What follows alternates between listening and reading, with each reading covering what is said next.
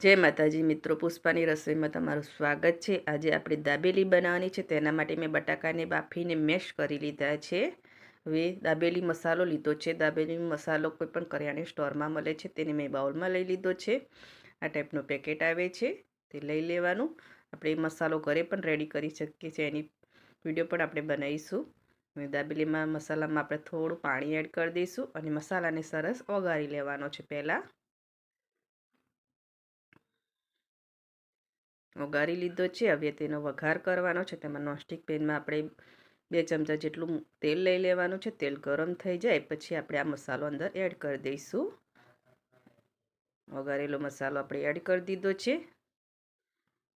5 minute જેવું આ મસાલાને તેલ સાથે સરસ ઉકાળી લેવાનો છે। ઉકળી ગયો છે સરસ। મીઠું લઈ લઈશું સ્વાદ અનુસાર અને કાશ્મીરી લાલ મરચું લઈ લઈશું, જેથી આપણી દાબેલીના મસાલાનો કલર સરસ આવી જાય। મીઠું અને કાશ્મીરી મરચું ઓપ્શનલ છે, બધા મસાલા રેડી જ આવે છે, પણ આપણે એક્સ્ટ્રા એડ કર્યા છે। હવે બટાકાનો માવો અંદર એડ કરી દઈશું ને મિક્સ કરી લઈશું। 500 ગ્રામ બટાકામાં તમારે 1 પેકેટ મસાલોની જરૂર પડે જ છે। પછી તમારે જેટલો મસાલો બનાવવો હોય તે પ્રમાણે એડ કરવાનું, પણ મસાલાનું પ્રમાણ થોડું વધારે પડતું રાખવાનું હોય છે। મિક્સ કરી લઈશું અને આ રીતે પ્રેસ કરીને સરસ મિક્સ કરી લેવાનું છે। ટોટલ 10 મિનિટ જેવું લાગે છે ધીમી આંચે, જ્યાં સુધી પેન ના છોડે સ્ટફિંગ ત્યાં સુધી તેને મિક્સ જ કરતા રહેવાનું છે અને આ રીતે પ્રેસ કરીને બટાકાની કણી હોય તેને ભાંગી લેવાની છે। મિક્સ કરી લીધું છે, જો પ્લેન છોડવા માંડ્યું છે મિશ્રણ, સરસ મિક્સ થઈ ગયું છે। હવે ઠંડુ થવા દઈશું। પહેલાં આપણે સિંગદાણા એડ કરી દઈશું। મસાલાવાળા સિંગદાણા છે તે એડ કરી દીધા છે।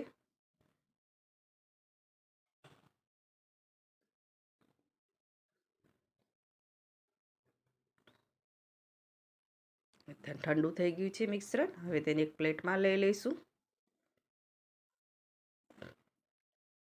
તેને સરસ પાથરી દઈશું પ્લેટમાં।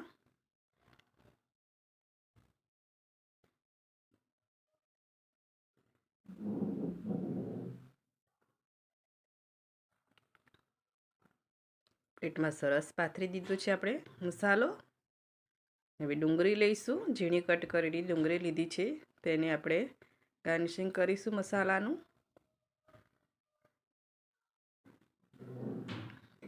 હવે તે મસાલો રેડી કરીને પછી એક દાબેલી આપણે ભરવાની છે। પહેલાં મસાલો રેડી કરી દેવાનો છે।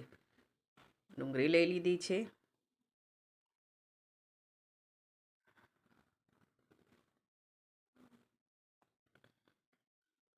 કોથમીરના પાન લઈ લઈશું,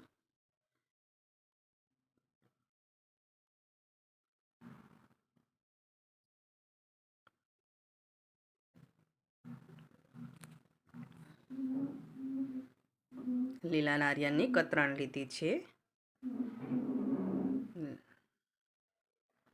તેનાથી ગાર્નિશિંગ કરીશું મસાલાનું। અને જો દાડમના દાણા હોય તો પણ તમે એડ કરી શકો છો। મસાલો રેડી થઈ ગયો છે। હવે દાબેલીના પાવ લઈ લીધા છે, હવે તેને કટ કરી દઈશું અને દાબેલી બનાવીશું। આ રીતે કટ કરી દેવાનું છે।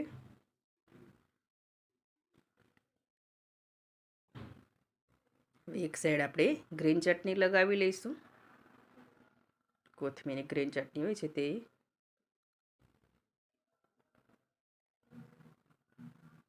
ટોમેટો કેચઅપ લઈ લઈશું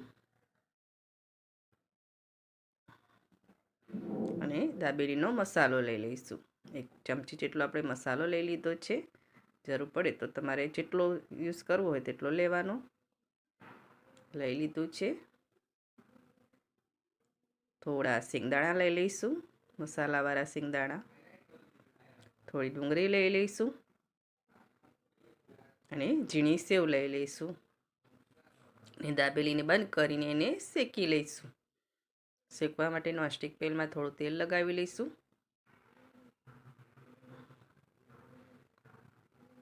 દાબેલીને 2 સાઈડ સરસ તેલ લગાવીને એને ક્રિસ્પી કરી લેવાની છે। એકદમ સ્લો ફ્લેમ પર અને બે સાઈડ પલટાઈને સરસ ક્રિસ્પી કરી લઈશું. આ રીતે પ્રેસ કરવાનું.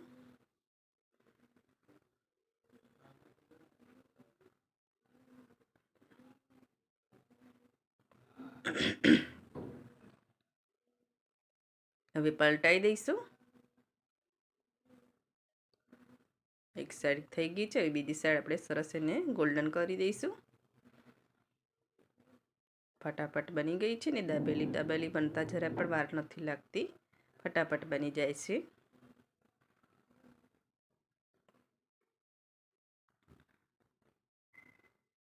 આ રીતે આપણે બધી દાબેલીને શેકી લઈશું. શેકીને આપણે સર્વિંગ પ્લેટ પર સર્વ કરી દીધી છે અને ગ્રીન ચટણી અને ટમેટો સોસ સાથે સર્વ કરી છે. એકદમ ફટાફટ બની જતી દાબેલી બનીને રેડી છે. અને જો તમને મારી દાબેલીની રેસીપી ગમતી હોય તો મારા વિડીયોને લાઇક કરજો, સબસ્ક્રાઈબ કરજો અને બેલ આઇકન જરૂરથી દબાવજો. એ જેવી દાબેલી.